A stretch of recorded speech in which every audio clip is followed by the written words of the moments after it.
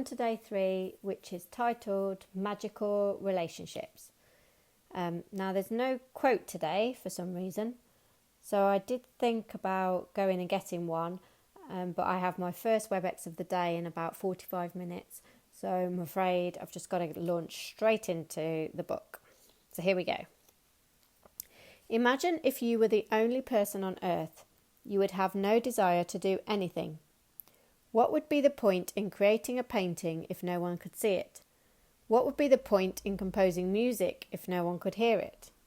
What would be the point of this podcast if no one could hear it, I guess? What would be the point in inventing anything if there was no one to use it? There would be no reason to move from one place to another because wherever you went would be the same as where you were. No one would be there. There would be no pleasure or joy in your life. It's your contact and experiences with other people that give your life joy, meaning and purpose. Because of that, your relationships affect your life more than anything else. That is so true.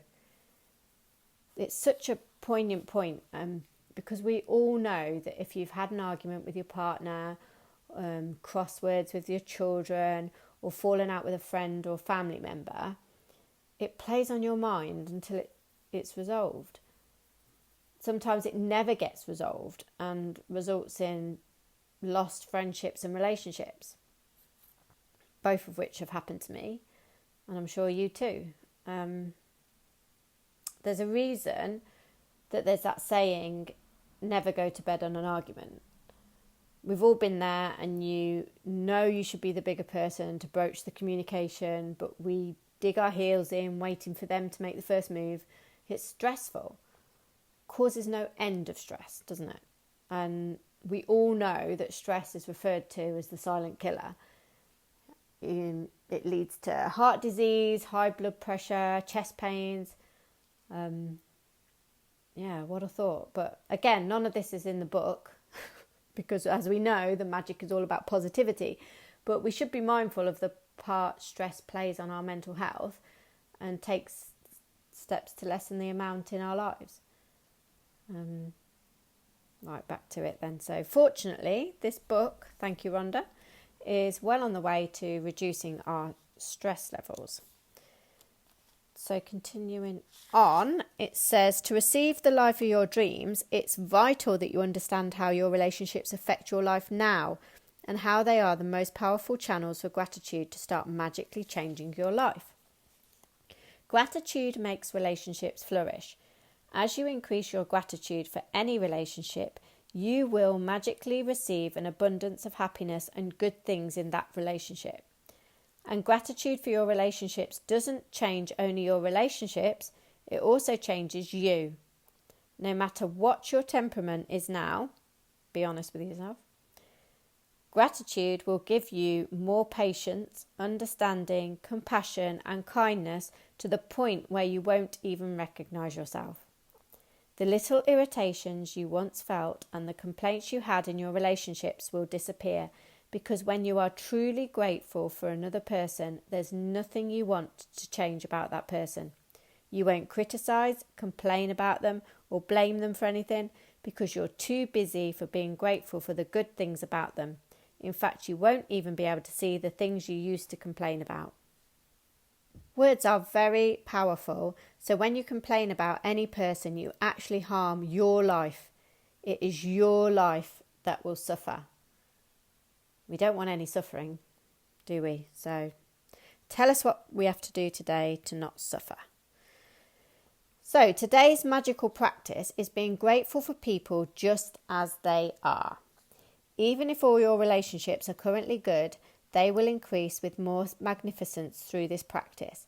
And with everything you find to be grateful for in each person, you will see gratitude perform its breathtaking magic, and your relationships will be stronger, more fulfilling and more enriching than you ever thought they could be. Choose 3 of your closest relationships to be grateful for. Hopefully you have already found their photos from yesterday. But if you haven't, you're still struggling, here she goes with her long list. You might choose your wife, your son, or your father, or your boyfriend, your business partner, or your sister, You might choose your best friend, your grandmother, or your uncle. You can choose any 3 relations that are important to you, as long as you have a photograph of each person. She doesn't mention colleagues, but if a colleague, IBM colleague, is on your list, then you've always got blue pages to go and find that photo of that person. Once you have selected your 3 relationships and photographs, you are ready to set the magic into motion. Sit down, or if you're out walking, like I've suggested you should be, think about the things you are most grateful for about each person. What are the things you love the most about this person? What are their best qualities? You could be grateful for their patience, ability to listen, talents, strength, good judgment, wisdom, laugh, sense of humour, eyes, smile, or kind heart, or all of those things.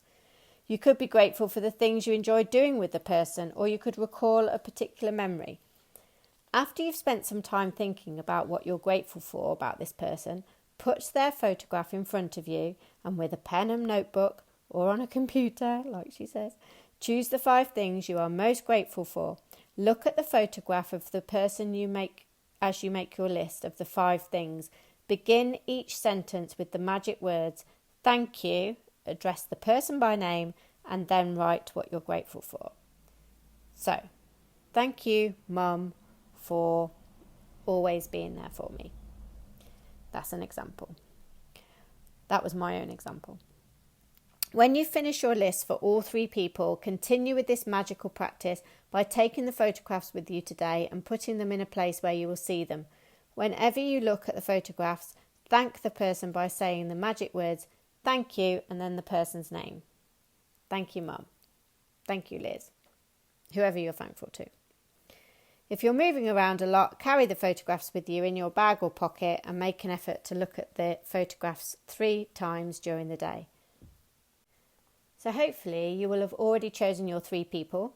If you want to do more than 3, that's absolutely fine. You can spend all day doing it if you like, but make sure you choose at least 3. You might even have an IBMer in there, as I said earlier, so it's important to thank your colleagues on a regular basis too. In fact, in HLS, we have a Thank You Friday, which is always so lovely to read through. It creates such a real sense of community, and so many people take the time to say thank you to each other. It's definitely worth adopting your area of IBM if you haven't already. To recap the day, this morning you will have counted your 10 blessings. Then you choose 3 of your closest relationships and collect a photo of each person. With the photo in front of you, you write 5 things you are most grateful for about each person. You begin each sentence with the magic words, thank you, include their name and what you're specifically grateful for. Throughout the day, you look at those 3 photos, and on at least 3 occasions, you speak to the person's face and you say to them, thank you, and then their name. Very simple, but it's very powerful. So before you go to sleep, you take your magic rock and then you think through the best thing that's happened today and you thank the rock. Right, that's all for today. I shall see you tomorrow.